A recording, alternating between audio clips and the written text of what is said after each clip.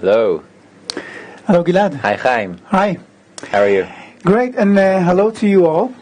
And we're glad to be here in the second lesson of Bundle of reads. a bundle of reads of lessons to talk about the role of the Jewish people in anti-Semitism and why this is all happening. The lesson that explains really what we're doing here, why everything is happening, and what we can do to make it better. What we can do about it. Yeah, I went to my parents' house yesterday, and obviously I told my mother that she should watch the course. She was born and raised in Australia. My parents went there after the Second World War, and I showed her the clip that we saw last week, and she was in total shock. She didn't have a chance to watch the lesson from last week, and I showed her the clip of the students in the university, and she was just in total shock of it.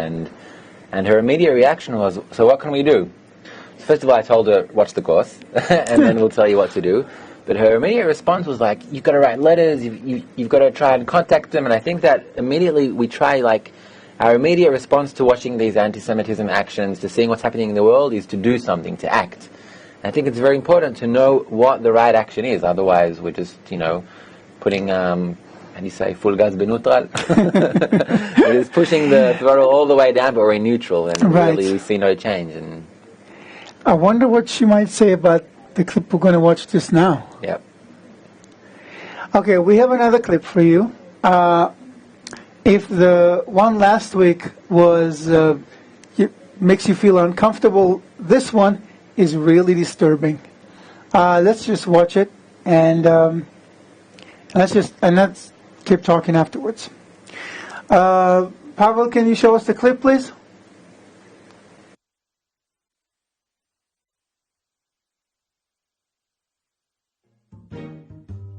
We're here on campus at the University of California at Berkeley to find out how offensive students find the ISIS flag.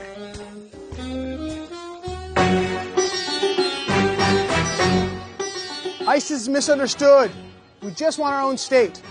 Why does America keep bombing us? America and Western imperialism are to blame, not ISIS. We just want a state of our own. An Islamic state. No different than America. We do not want to hurt anybody else. We don't have to hurt them. Why is America killing us? They are killing innocent civilians. America is causing the death in Iraq and in Syria. America is to blame for the deaths in Syria, not ISIS, not Islamic State. good luck. Thank you, sir. The blood of the Middle East is on the hands of America. American imperialism is responsible for death all around the world. Right? That's right. We are ISIS. We are love. We don't want to harm anybody. We're forced to by American imperialism and American laws. Right? Right on. You can't smoke on campus. They're going to cite you. Oh, all right. Thanks, man. Appreciate it. Then again, tolerance has always been an important value at Berkeley. Israel's what? I don't even know what that means, sir. And what's Hamas is a great place, right?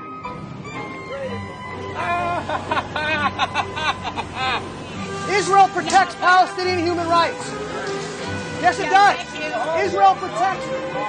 Only Hamas is responsible. Right? You agree with that? No, not really. You don't agree with that? You don't agree that Hamas is a terrorist organization? Is Hamas a terrorist organization?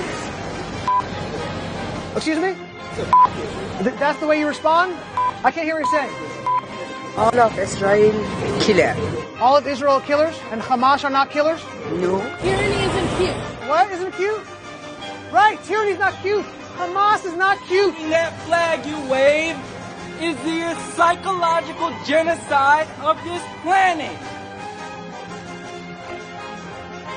Killing kids. I'm sick? Hamas is a terrorist organization. Do you not agree with that, sir? This institution is part of the people who enslaved the whole planet. Allahu Akbar. رئيس الإسلام في مدفوع الله أكبر. شامل وقف لكان الموت الله أكبر. So, enslave the whole planet, huh? Yeah, I love watching movies, Okay, well, after this bit of entertainment, there's a very unfortunate situation right now in Ferguson, Missouri, which is, as we know, a suburb of St. Louis. And surprisingly, or not so surprisingly, guess whose fault it is that what has happened in Ferguson, which is really a painful situation. Guess whose fault it is? It's probably the Jews' fault. What does the paper say? So let's have a look maybe at the Yeah, internet page. Can we look at the, right, at this? Okay. Maybe I'll just zoom in a little bit on that. Yeah, and now they blame Ferguson on the Jews. Okay, can we look at the sign? If you can just scroll down a little more. Right. And then at the bottom there's a... There we go. clear Occupation is a crime. Ferguson to Palestine. Resist U.S. racism. Boycott Israel. Of course. Makes perfect sense. perfect sense. Right. Okay. Why... Maybe just a quick reminder that we have our question and answer forum. Oh, yes. We'll be happy to take your questions live. Anything that you want to ask us about the topic of the lesson or in general about our topic, you can post it in the question and answer forum and we'll be happy to refer to your question. So why is all this happening? We have to go back a little bit and get back to the roots of why this is happening, because this doesn't make sense. So, first of all, just to quickly reiterate what we said in the previous lesson, the Israeli nation was formed as a result of a split in Babylon between Abraham, who discovered that there is one force in reality, and the ruler of Babylon at the time, Nimrod. Okay, I'm reiterating what I said the last time, that what we are saying is what the sources tell us.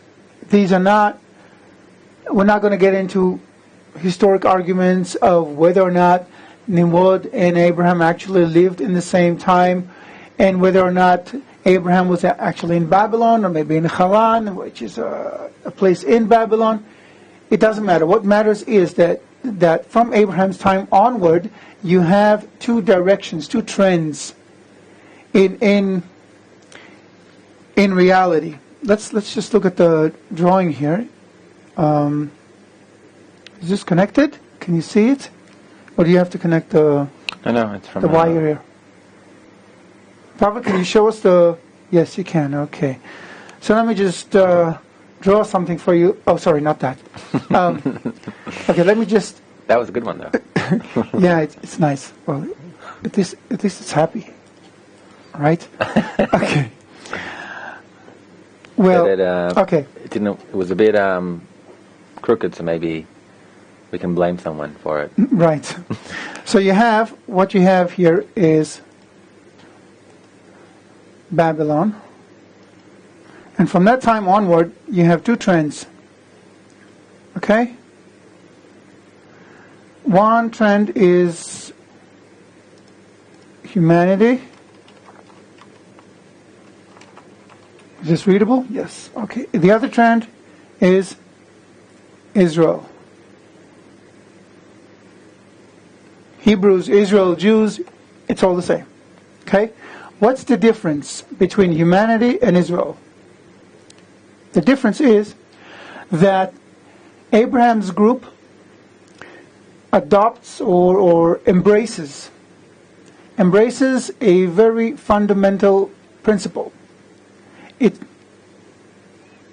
a word, it's love your neighbor as yourself. In other words, love the other more than you love yourself. And that's how they all live. So they end up being very tight, very united, very close.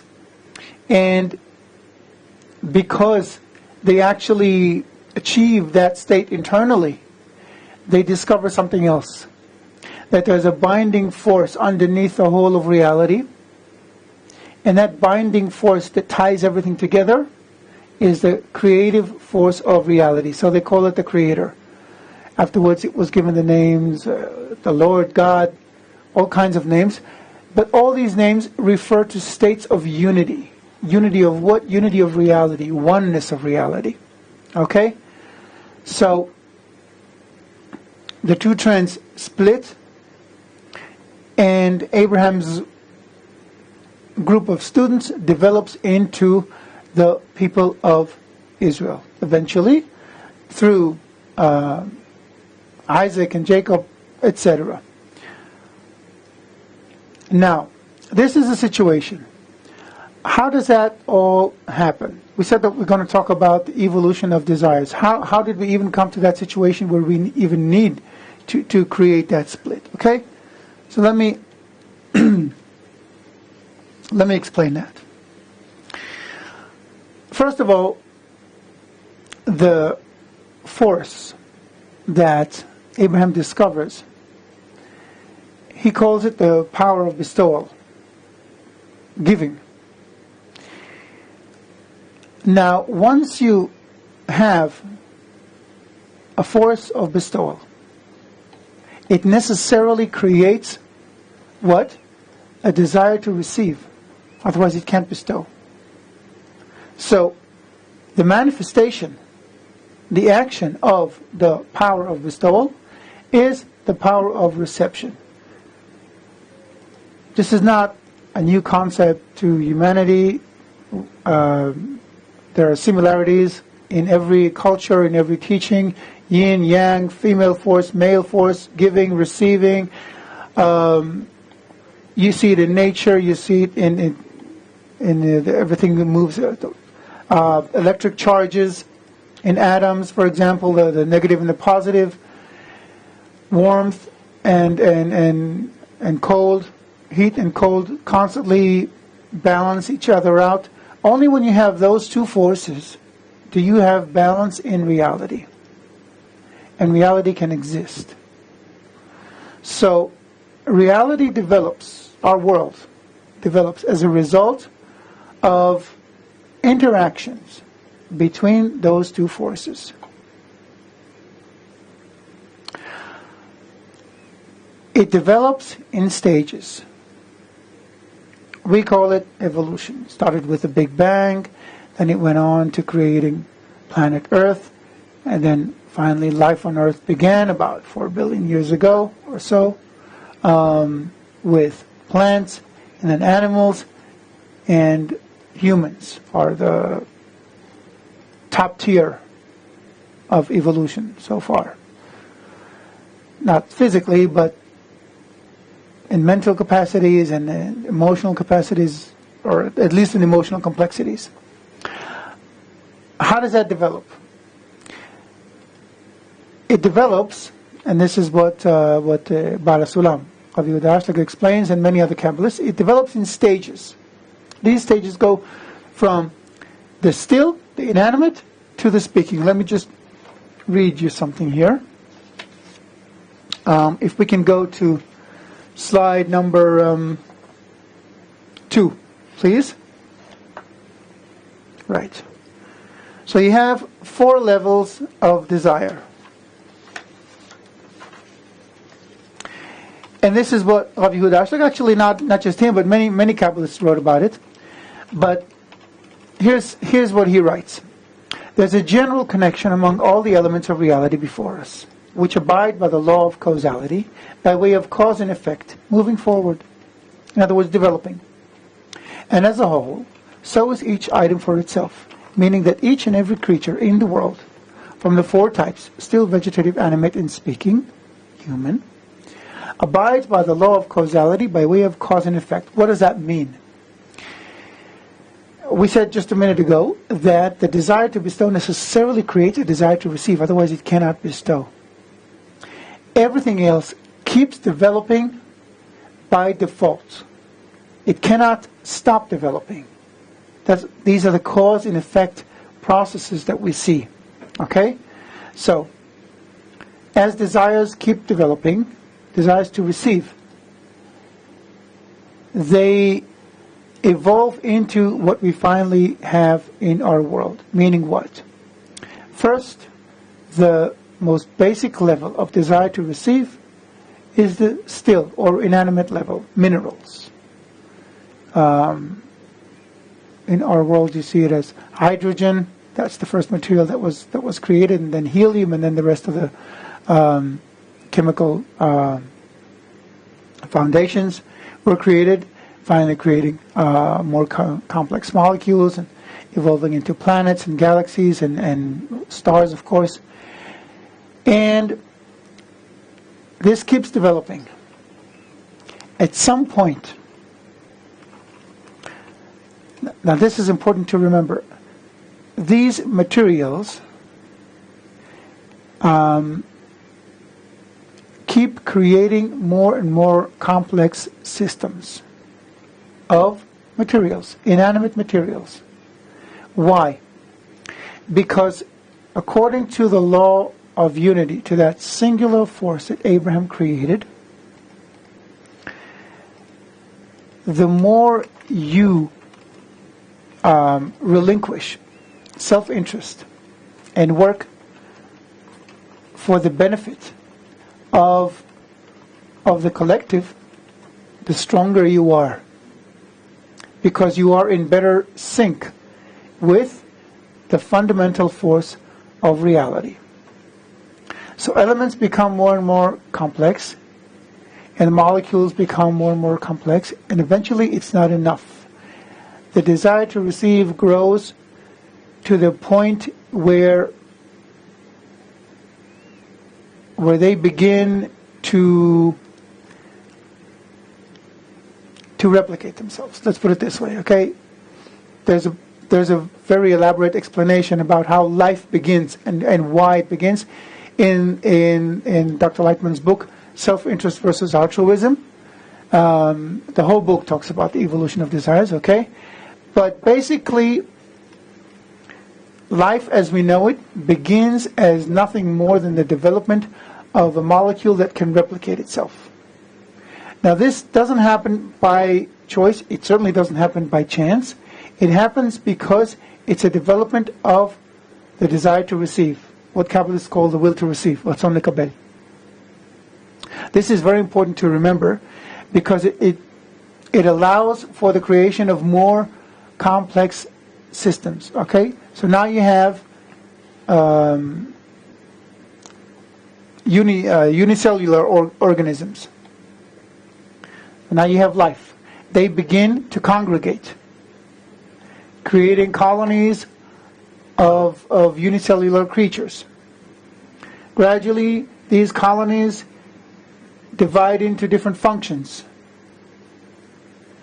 where each part in the colony does something else. Eventually, they all converge into a single organism, and then you have life as we know it.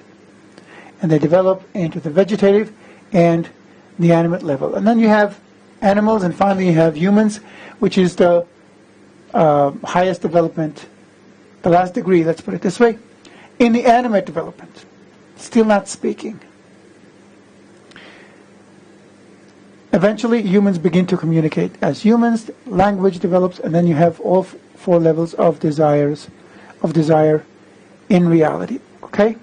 Then you have humans. But this is not yet where the split happens.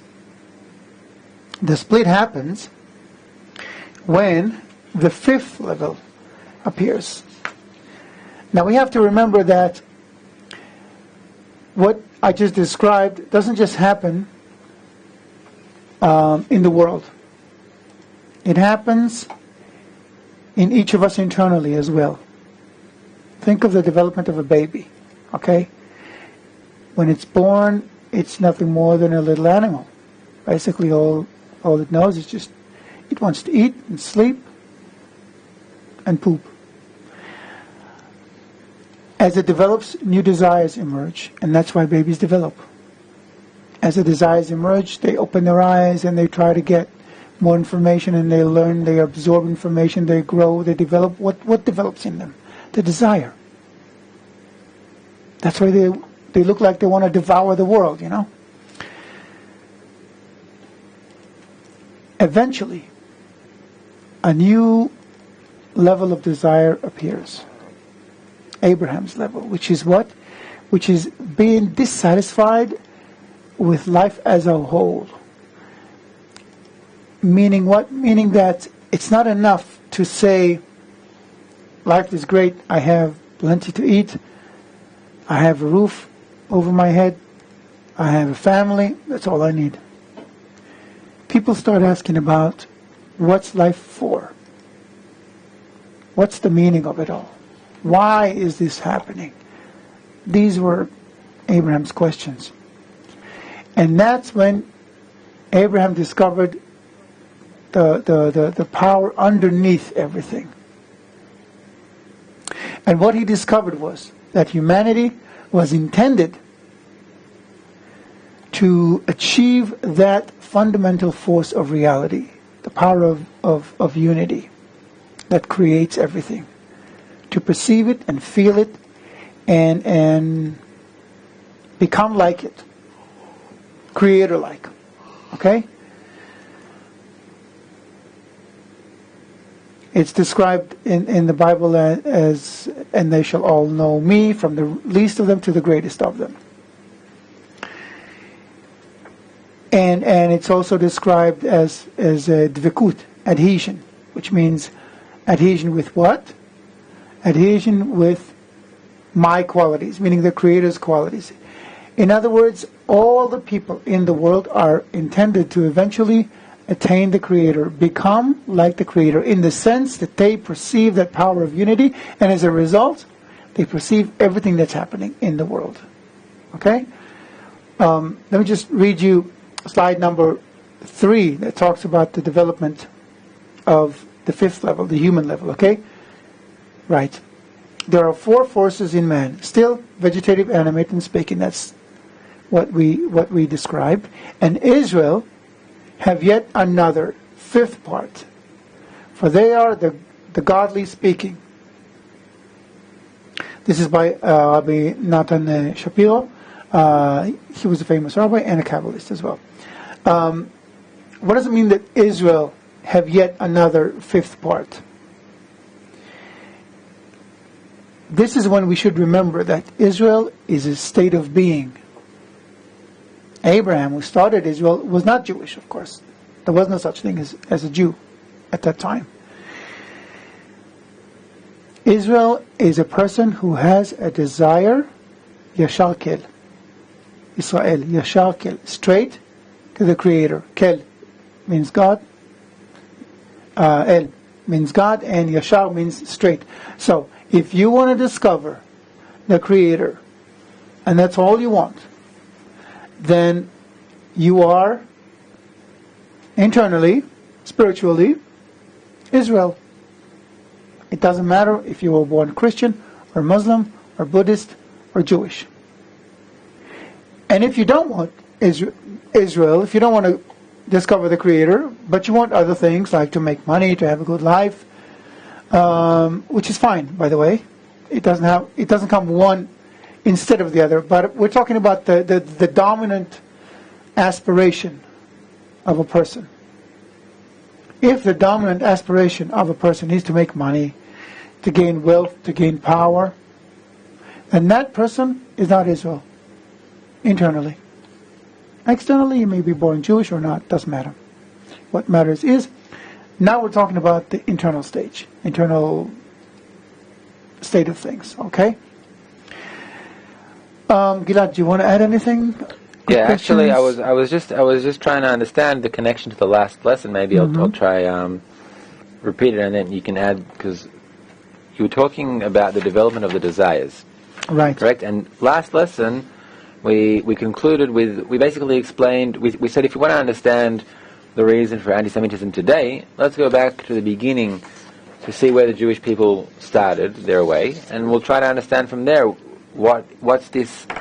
Seems like it's like this hatred that's founded. Good point. So we spoke about the fact that, like you described, that Abraham, who wasn't satisfied by current explanations or idol worshipping, saying this idol is for this, and if you want to make money, then that's that idol, and if it's raining and you want it to be sunny, then it's this idol, but if it's sunny but you want it to be raining, then it's that idol, and so on and so forth. And Abraham wasn't satisfied by that, and he broke the idols, meaning he broke that consensus, pretty much, and he searched for something higher. He felt something higher, and that desire of his that led him to search for the force that encompasses entire nature. As you said, it's called Israel because it's the desire which is directed to that force. Right. To that force that we call the creator, or Right. the force of nature, or however you want to call it. And now you added another level of explanation to that very same story. You're saying that there are 4 regular desires, Right. and that Abraham's desire to discover this force of nature, to be in balance with it, to work accordingly, which is unlike Nimrod's direction. right? Exactly. That's where the split happens. Exactly. That's the uniqueness of it. Right. Exactly. That 5th desire is the exact uniqueness of Abraham, Yes, and the Kabbalists call it a point in the heart. a point in the heart. Yes, a new desire that says, life is great, but I'm not satisfied. It's just not enough. So what's the rest of the heart, if that's just a point in the heart? It's the rest of the desires. So my desires, let's say everything, basically. If I want to eat, or if I want to get married, or if I want to get a promotion at work, or if I want to study my PhD, all of those desires are desires on one level. And you're saying that that point in the heart Or if I want to be the president. Or if you want to be the president. Yes. Yes. So all of those desires are desires on one level. That's the heart. That's the heart. Right. And the point in the heart is what? Is an awakening like Abraham had, basically? Exactly. Exactly. And he wasn't the only one, of course. He had a group of students and his family and everyone with him, and they all agreed. They all went with his desire. They had the same desire. They shared his desire. That's how they developed the group. And as they evolved, they became the people of Israel. Why? Because they taught each other. And they taught everyone who came in. At that time, by the way, in biblical times, you know what it took to convert into Judaism? What did it take? What Ruth did. She wasn't Jewish. She was from Moab. She said, "Your people is my people. Your faith is my faith." She said that to Naomi, meaning what? She accepted the tenet that the principle of living according to the law, love your neighbor as yourself, and thus discovering that the creator, the creative force of life. That's all it took. You had to change internally. Actually, all it took, it's a lot harder than today's process. But seriously, you had to change internally in order to become a Hebrew. But it has nothing to do with anything physical. There's been a long way since then to what we see Judaism now. Yes. And now, as you're saying, to be Jewish, if someone wants to be Jewish, then they take a process of converting. Exactly. Whatever. That's a pitfall I don't want to get into. Or 2 years. So, what's happened since then? A lot has happened since then. We're going to talk about it in the next lesson. I don't want to get into that. It's okay. I won't spoil it. Yeah, it's too big. It's too big a topic for now, and it's a big pitfall. So let's go back maybe to that desire we were myself. talking about. That's I think where we stopped at the current explanation. So there's that 5th desire, Right. which is everyone has it. That's the thing. Nimrod didn't have it. He couldn't understand what Abraham wanted. What he could understand, though, is that what Abraham was aiming for was a threat to his power, really, to his ruling.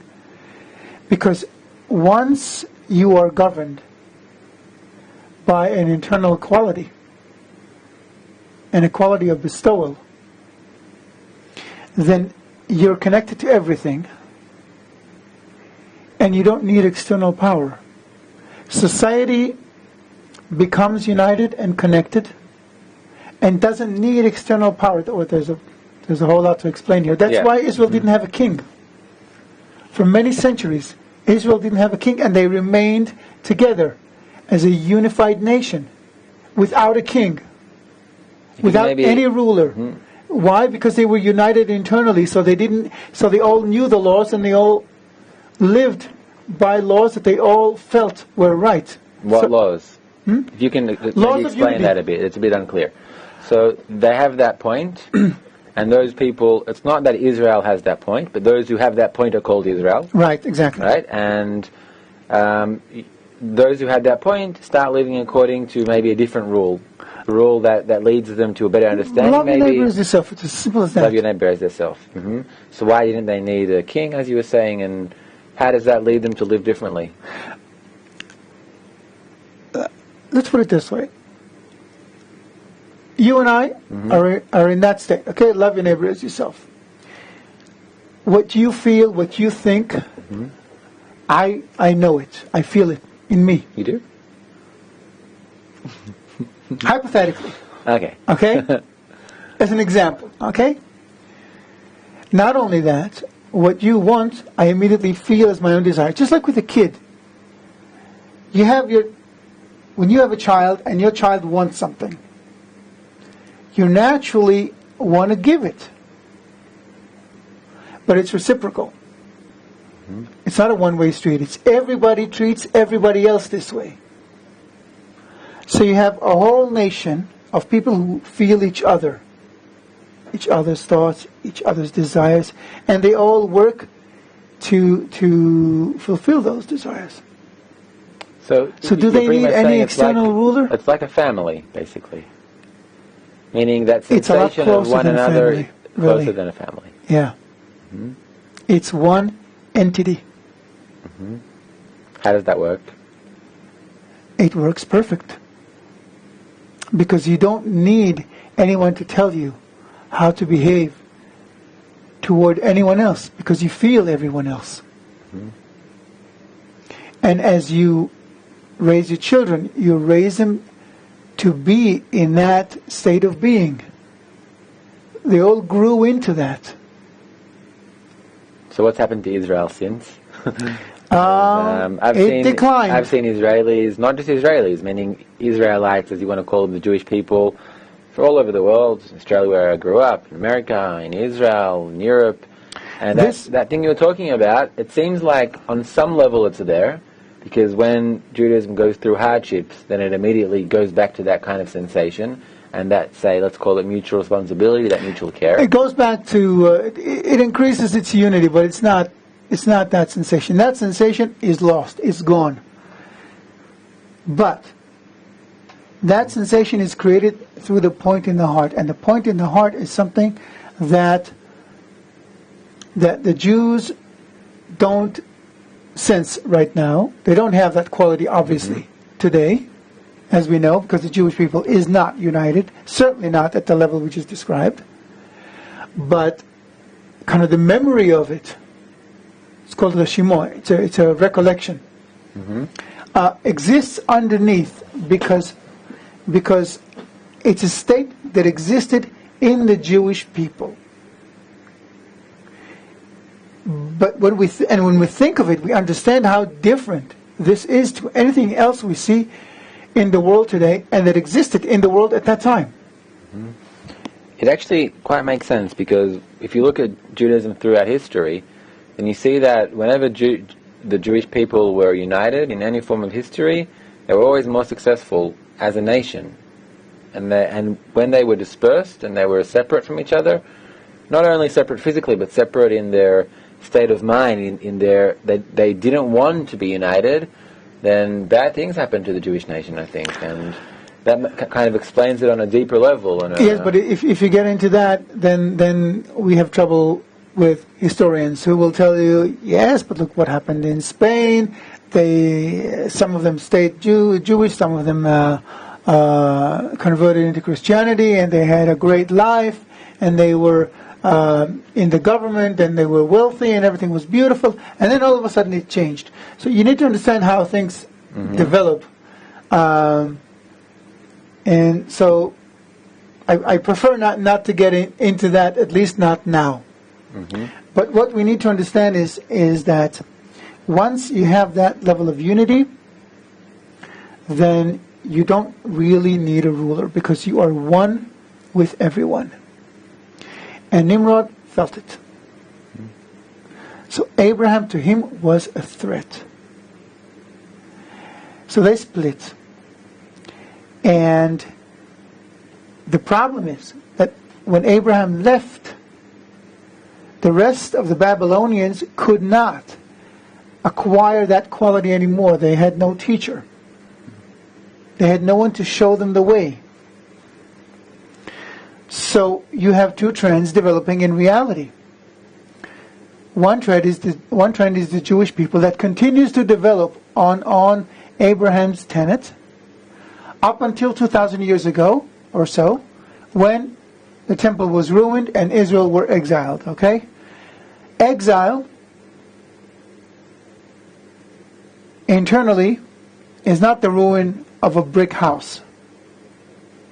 It's the ruin of the unity. This is when Israel were exiled. When they lost their internal unity, as a result, they were exiled from the land of Israel.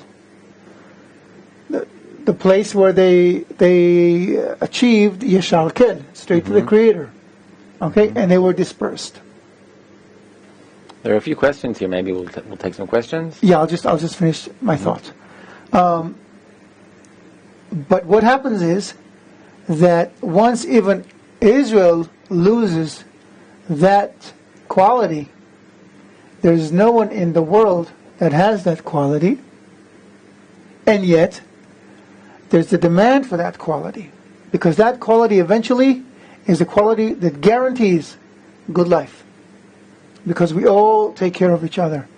And not only that, we all perceive the Creator, life's dominating force.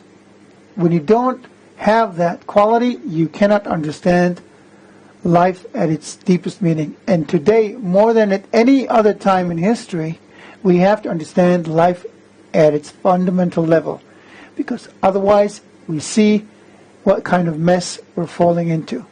So the worse off the world becomes, the more it needs to understand life in order to understand how things work and how to put order in things. So subconsciously, the more the world is going to demand that perception from the Jews. The only ones who have any recollection, subconscious, but existing, recollection of the state of unity or of the state of connection with the Creator, and therefore the only ones who can and must bring that unity to humanity. Of course, people and anti-Semites don't know that this is what they want.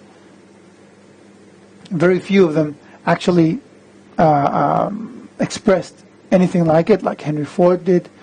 But this is what lies at the bottom of it. And every time Dr. Lightman meets with anti-Semites and talks to them about it, just like that, anti-Semitism is gone. They actually become friends. So this is a tested method. Let's stop here and go to the questions. Yeah, okay, so we have a question from Diane. She says, so Abraham learned from other faiths and cultures and discerned for himself how to create that better world. So that's basically that desire of Abraham. Again? So she's asking if Abraham learned from the other faiths and cultures, which he was dealing with before, and from that he discerned how to create a better world. Maimonides gives us a beautiful description of how he learned it. He says this: Terach, his father, was an idol worshipper. Not only that, he had a shop. He was building idols. Abraham was helping out. You know, it's the family shop and everything.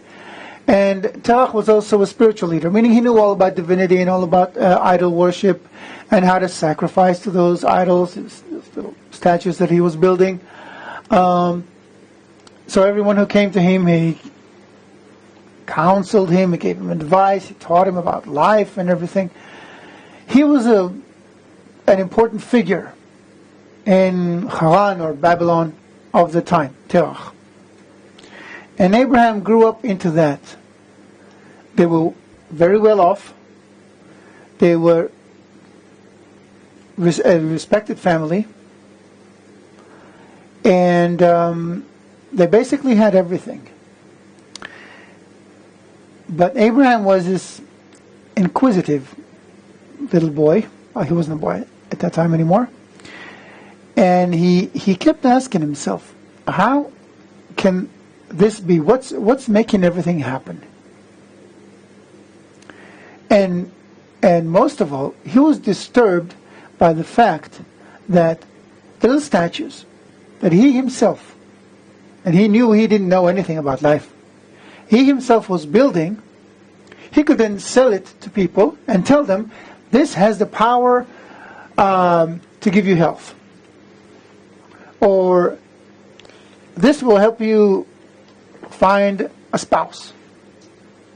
This will help you find, this will make you rich. He knew he didn't have the power to make anyone rich, but he made these little statues and people bought them believing that it would make them rich, that it had some kind of magical power that would make them rich. So he started asking about what's going on here. How come so many people, everyone around him, believed it, and it just didn't make sense to him? So he started asking, and finally he discovered, by a process that's not described there, but he discovered, basically because he had a point in the heart, he discovered that it doesn't work like that. That there's just one force, that if you understand that there's a force of unity underneath everything, then you understand everything. That force of unity creates a desire to receive. That power, that desire to give, creates a desire to receive. And they immediately connect because it's plus and minus. So they immediately connect. And from there on, everything else starts to build. So suddenly everything made sense to him. So one day, Maimonides writes, his father has to go do some errands in town. And he asks his son, Abraham, can you watch over the shop while I'm gone? Yeah, sure, no problem, go ahead, Dad. So his dad goes away and he stays there. And then an elderly man comes. He's about 50 or 60. And he goes and he says, I need something. I need an idol to help me get rich. Can you sell me something? And he looked at one of the idols and he asked to buy that. And Abraham asked him, how old are you? And he said, I'm 50. So he said, you're 50, and this is a day-old idol. You want it to help you? So the guy was really taken aback, and he got up and left. And then another woman comes in, and she comes in with a ball of semolina. It's very fine flour. It was very expensive at the time. And she says, sacrifice, offer this to one of the idols. I have a problem and I want this to help them, to help me. So please sacrifice before the idol that you think I should sacrifice it. So he takes the ball, puts it next to the biggest idol, and then he breaks all the other idols, everything in the shop. She's in shock. She leaves. Shortly after, his father comes in. He sees the mess in the shop. He goes, what happened here? Mm-hmm. So Abraham tells him, well, this lady came in with a bowl of semolina and she asked me to sacrifice before one of the idols. So the big one grabbed the bowl and he took a hammer and he broke all the idols, and now he has the semolina for itself. So Terach asks him, what are you talking about? These are idols. What do they know? So Abraham asks him, do you understand what you just said? And that's the point where they split.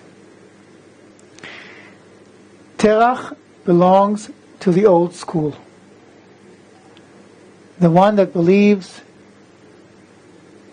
in idol worshipping. Abraham is the new school. The one that perceives the real forces of life and follows them. And they couldn't stay together anymore. From there on, Terach takes him to Nimrod, there's the famous conflict, etc. And Abraham splits with his group. I hope that answers Diane's question. I think it did. And Jeff's question pretty much continues. Jeff from New York, he says, so then, are the Jewish people Israel? Are the Jewish people chosen? If yes or no, then who is Israel? It's written, and you will be unto me a kingdom of priests and a holy nation. Who were the priests in previous times? They were teachers. What does it mean to become a kingdom of priests? What does it mean to become holy? In Hebrew, the word kodesh, holiness, means separation or dedication to something else. When a woman marries a man, or when a man and a woman marry, the woman becomes mekudeshet, meaning dedicated to that single man. We also say that a person, he kaddish, dedicated himself to a certain task, goal in life. So when you dedicate yourself to something, you makdish yourself.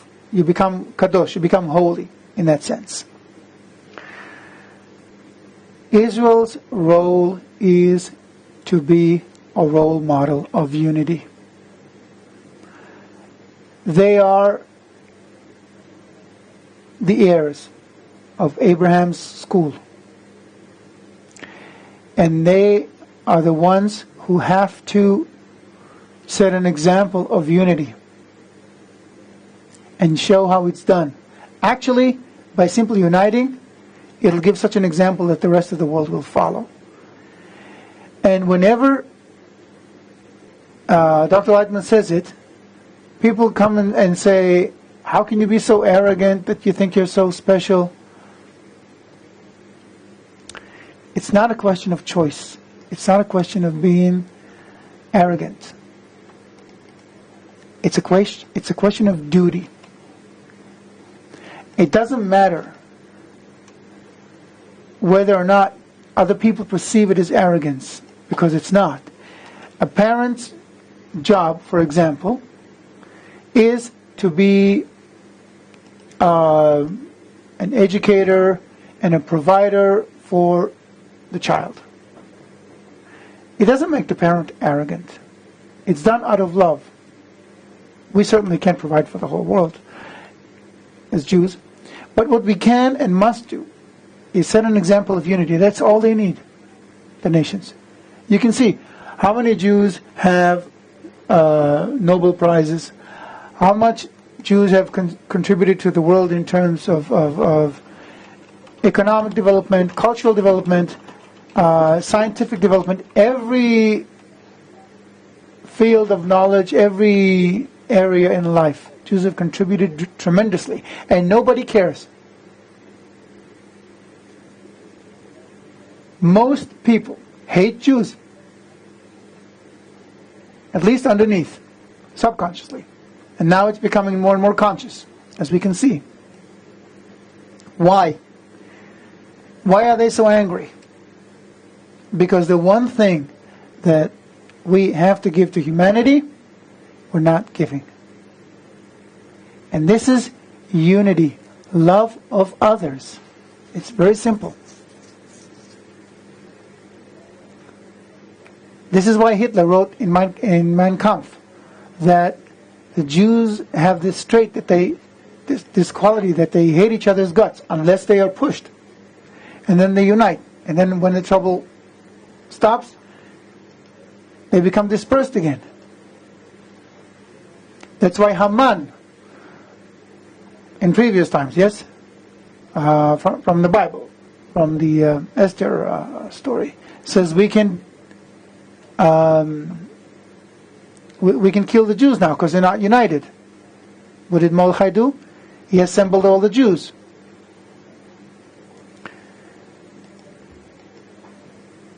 Why?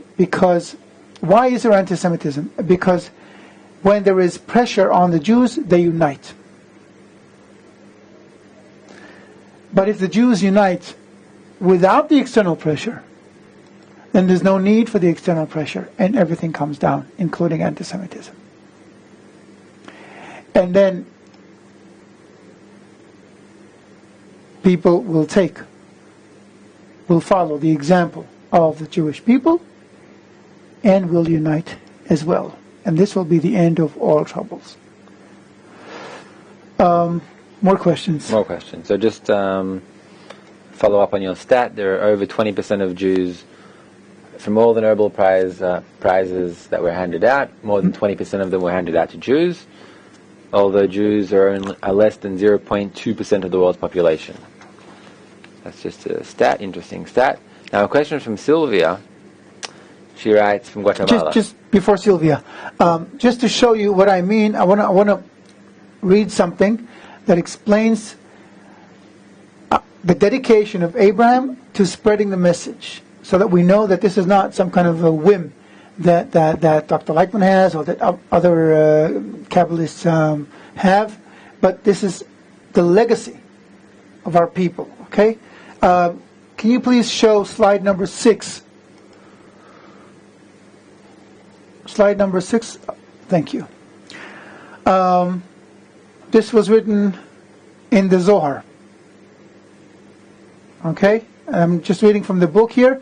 In the book, it's on page 44. Abraham knew that human desires were evolving, and he knew that the more they evolve, the more they will turn toward acquiring wealth, power, domination over others, and knowledge, as is happening today. It was clear to him that without acquiring the knowledge of the nature of human desires, people would not be able to manage themselves and their societies properly, as we can see happening today. Once Nimrod succeeding in thwarting Abraham's efforts to circulate his knowledge to the Babylonians, that wise man took those who followed him and went out of Babylon to spread his message outward. Indeed, Abraham's legacy for us, meaning to everyone with a point in the heart, to everyone who's Israel, is that those who understand that what he had taught should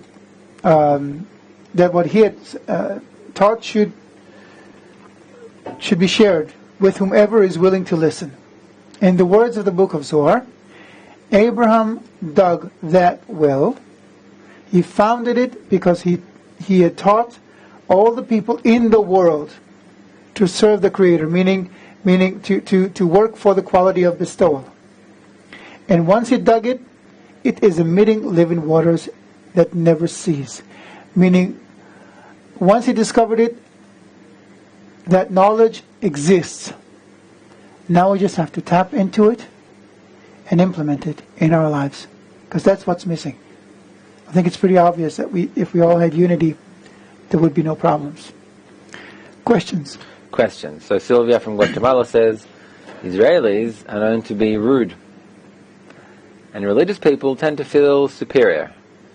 So how does that work with the sense of unity of humanity as a whole?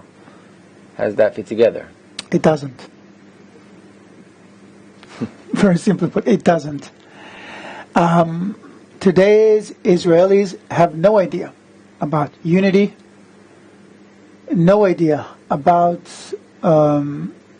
their role as Jews, as Israelis, and but they do tend to feel superior because of all the Nobel prizes, I suppose.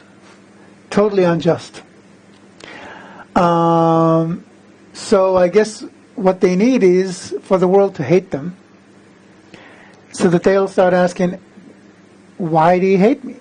And eventually they'll start asking themselves, and they'll start looking for the answer.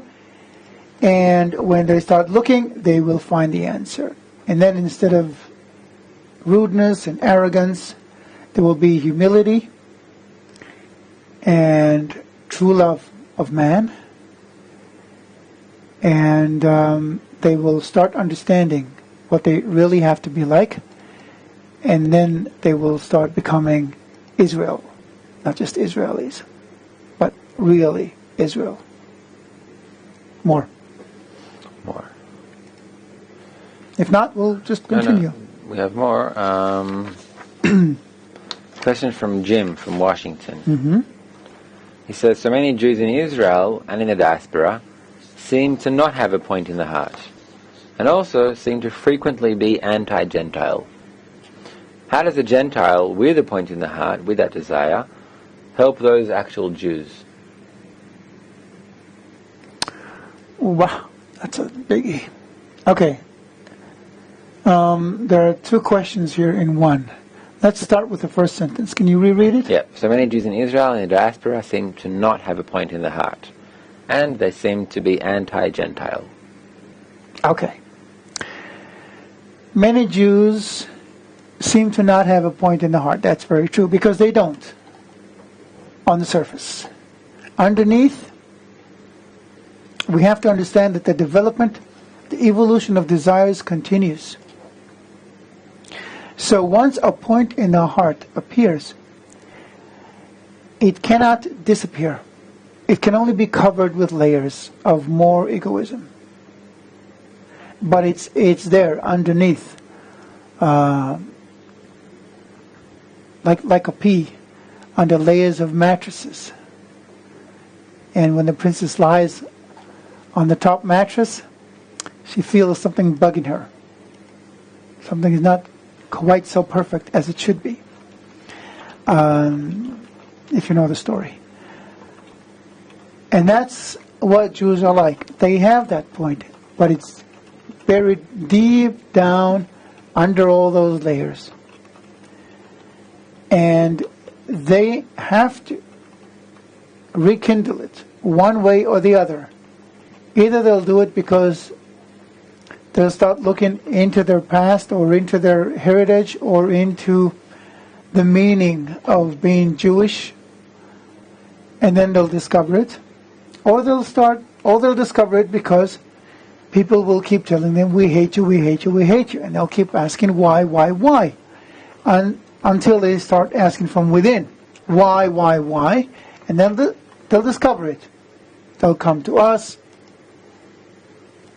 They'll start learning, and they'll discover. So everything that's happening, especially anti-Semitism, is in order for us to find that point in the heart. But if we search for it, then there's no need for anti-Semitism. So even before everything is perfect and in order, as soon as we start searching for the meaning of life and for our role as Jews, our deeply our inherited role as Jews, if we start searching for the meaning of being a light for the nations, most Jews today deny that they have a role, any role. They say, we're like everybody else. We're just people. We don't even want to be Jews.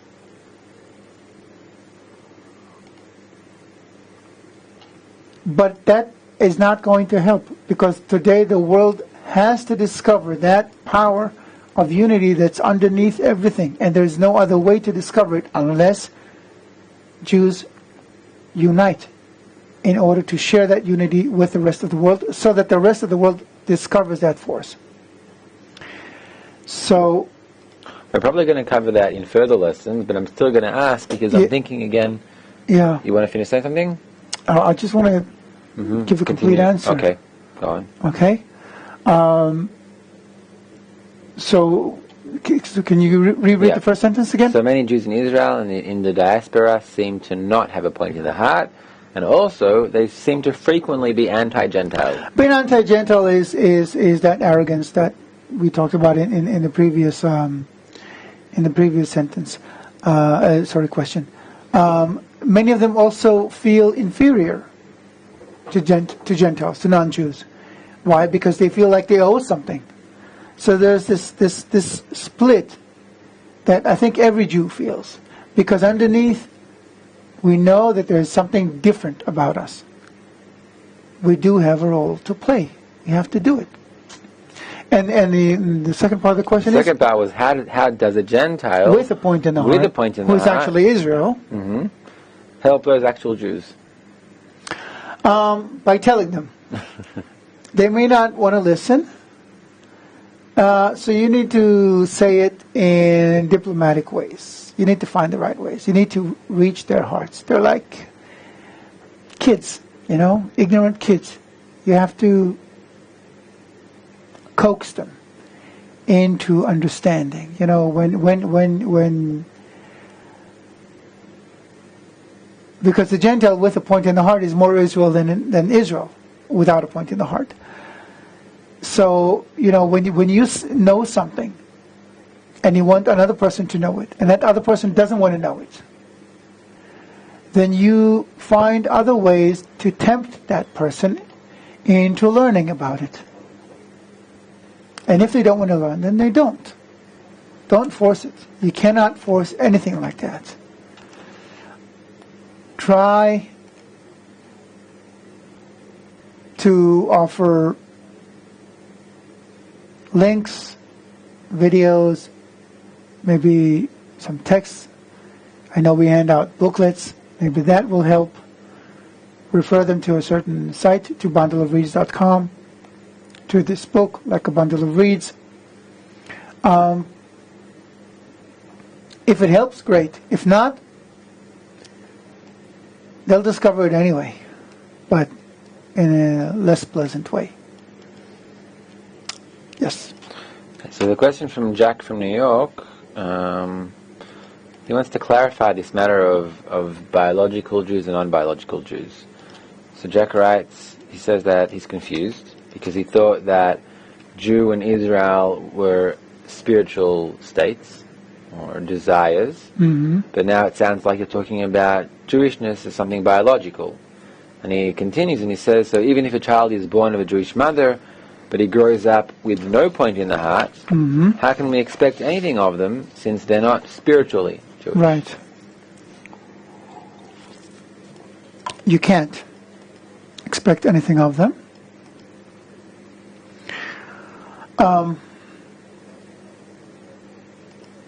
But they will have to become spiritually Jewish.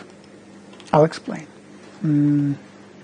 Here, I'm adding another slide here. Okay.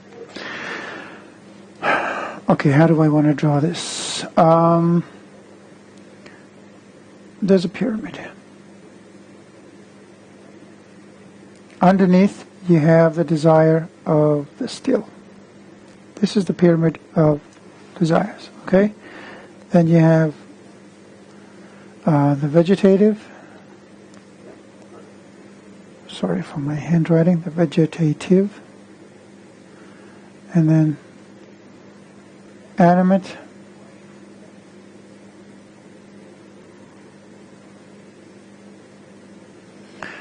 And finally speaking. Let's ignore the fifth level for a minute, okay? Let's say that the speaking is the spiritual level, okay?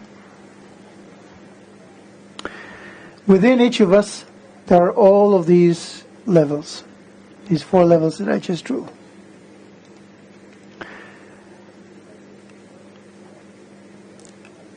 In each person, a different level is dominant. But in each person, all 4 levels exist. Today's Jews contain all those levels.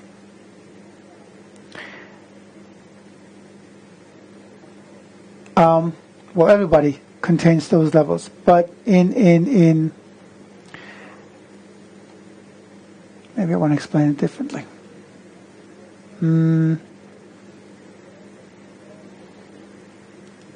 Okay, I'll get into something that I didn't plan on getting into, but I don't have a choice. Okay, how do you clear the page? Clear page. Beautiful. Okay, let's put it this way. Everything we see in our world is a manifestation of desires, as we explained, because initially all you have is a desire to bestow and a desire to receive.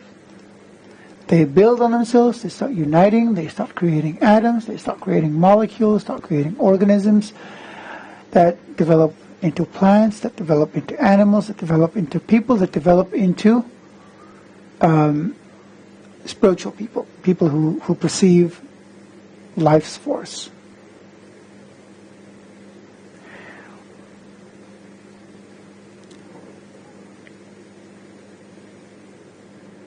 On every level of reality, these levels manifest, just as I drew in the pyramid. And they manifest in a way that reflects the spiritual structure. So Jews, in our world, in our physical world, the one that we perceive here, reflect the spiritual level of desires. Again, this is very subtle here, because it may be interpreted as if I'm saying the Jews are spiritual and the rest of the world is not. I'm not saying it. Kabbalistically speaking, nobody is spiritual. Spirituality means knowing the Creator, perceiving life's force, and living accordingly. And that doesn't exist anywhere. The idea is for everyone to have that level. Okay? But the reason why you have physical Jews, people who were born to a Jewish mother, is because those levels of desire exist. That's how reality is built. So as a result, human race also divides into nations and peoples, and the Jewish people too, which in our world reflect that level. So if you approach a Jew, or if you were born Jewish, then it means, in terms of the structure of the pyramid, that that person is in some unconscious, dormant way closer to uncovering that last level of desire. What happens is, as a result, going back to the pyramid, is that if Jews, yes, let's say that's here you have the Creator, which everyone must discover, okay? So everyone aspires, for the Creator. Everyone but the Jews. Everyone needs unity today. And Jews are not united. So they're the top of the pyramid. They're in the sense that they are the closest. They are the closest reflection of the quality of bestowal in our world. But they don't want to unite. So they're blocking the rest of humanity from perceiving the Creator. They're blocking humanity from finding the one solution that will put everything in order. And this is very important. It's not like everyone will become religious or Jewish. That's not the idea. The idea is for everyone to become mutually responsible for one another, caring for one another, loving one another, and thus discovering the Creator, the creative force of life. And the only ones stopping it, although unconsciously and inadvertently, are the Jews. And everybody senses it, unconsciously.